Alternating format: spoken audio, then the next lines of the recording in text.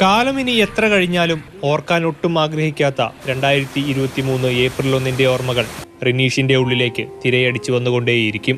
അന്നാണ് Ernakulam town CI Prathapachandran റിനീഷിനെ കാരണമില്ലാതെ മർദ്ദിച്ചത്. ഞാൻ മറ്റേ നോർത്ത് പാലത്തിൻ്റെ അടിയിലിരിക്കണായിരുന്നു. ഞാൻ ഇതിനു മുമ്പ് ഒരു ഫീൽഡ് ഓഫീസറായിട്ട് വർക്ക് ചെയ്യണമായിരുന്നു. ഒരു 1 മണിയൊക്കെ 12:30 ആ ടൈമൊക്കെ ആയപ്പോഴാണ് വെയിലായിരുന്നു. വെള്ളമൊക്കെ കുടിച്ചിട്ട് നേരെ ആ പാലത്തിൻ്റെ അടിയിൽ കുറേ പേര് ഇരിക്കുന്ന സ്ഥലമുണ്ട്. ഞാൻ ഹെഡ്സെറ്റൊക്കെ വെച്ച് പാട്ടൊക്കെ കേട്ടിരിക്കണായിരുന്നു. അപ്പോഴാണ് വേറൊരു സാറാണെന്ന് എനിക്ക് അറിയില്ലായിരുന്നു. യൂണിഫോമൊന്നും ഉണ്ടായിരുന്നില്ല. അപ്പോൾ എൻ്റെ അടുത്തേക്ക് വന്നിട്ട് എന്തിനാ ഇവിടെ ഇരിക്കണേന്ന് ചോദിച്ചു. വെയിലൊക്കെ ആയതുകൊണ്ട് വന്നിരുന്നാന്ന് പറഞ്ഞു. ഇവിടെ ഇരിക്കാൻ പാടില്ലാന്ന് പറഞ്ഞു. ഞാൻ എനിക്ക് അറിയില്ലായിരുന്നു ഇവിടെ ഇരിക്കാൻ പാടില്ല എന്നുള്ള കാര്യം. അപ്പോൾ ഒരു യൂണിഫോം ഇട്ട ഒരാൾ വന്ന് എന്താ ഇവിടെ ഇരിക്കണേ? ഞാൻ പറഞ്ഞു വെറുതെ വന്നിരുന്ന വെയിലായപ്പോൾ വന്നിരുന്നാണ്. വേറെ ഒന്നും എൻ്റെ അടുത്ത് ചോദിച്ചിട്ടുണ്ടായിരുന്നില്ല. ആ സാറ് ഇങ്ങനെ കുറേ വർത്തമാനം പറഞ്ഞിട്ട് സംസാരിച്ചുകൊണ്ടിരിക്കണതിൻ്റെ ഇടയിൽ ലാത്തിക്ക് എൻ്റെ കാലിലിട്ടടിച്ച്. അപ്പോൾ ഞാൻ പറഞ്ഞു സാറ് എന്തിനാണ് തല്ലിയതെന്ന് ചോദിച്ചു. തല്ലി കിട്ടിയ വേദനയിൽ ഞാൻ പറഞ്ഞു സാറേ ഇങ്ങനെ തല്ലല്ലേട്ടോ നല്ല വേദന ഉണ്ടെന്ന് പറഞ്ഞപ്പോഴേക്കും മുഖത്തിട്ട് അടിച്ച്. ശരിക്കും എനിക്ക് വേദന എടുക്കേണ്ടതെന്ന് പറഞ്ഞപ്പോൾ വീണ്ടും അടിച്ചു. പിന്നീട് സ്റ്റേഷനിൽ എത്തിച്ച് റിനീഷിനെ പരിശോധിച്ചു.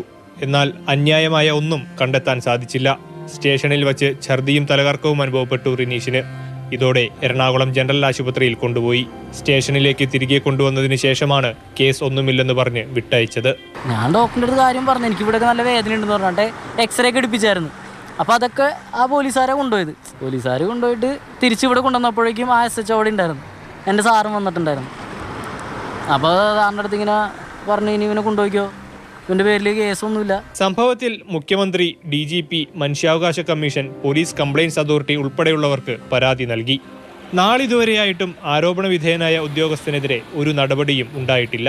പോലീസ് കംപ്ലയിൻസ് അതോറിറ്റി വിളിച്ച ഹിയറിംഗിൽ കയറിയിറങ്ങി നടക്കുകയാണ് റിനീഷും അമ്മയും. ആ 1 വർഷമായിട്ട് ഇപ്പോൾ ഞാൻ അതിൻ്റെ പുറകെ ഇങ്ങനെ പോയിക്കൊണ്ടിരിക്കണേ. ആദ്യത്തെ പ്രാവശ്യം എന്നെ ഇതേപോലെ വിളിച്ചിട്ടുണ്ടായിരുന്നു. അപ്പോൾ ഒരു ഡേറ്റ് വരുന്നു. ആ ഡേറ്റിൽ ഞാൻ ചെന്ന് കഴിഞ്ഞപ്പോൾ ആ സാറ് വന്നിട്ടുണ്ടായിരുന്നില്ല. 2 മാസം കഴിഞ്ഞപ്പോൾ ഇതേപോലെ ഞാൻ ചെന്ന് അന്നും അയാളില്ല, ഒരു ഡേറ്റ് എഴുതി തന്നു. അങ്ങനെ ഒരു 6 പ്രാവശ്യം ഞാൻ അവിടെ ചെന്നു.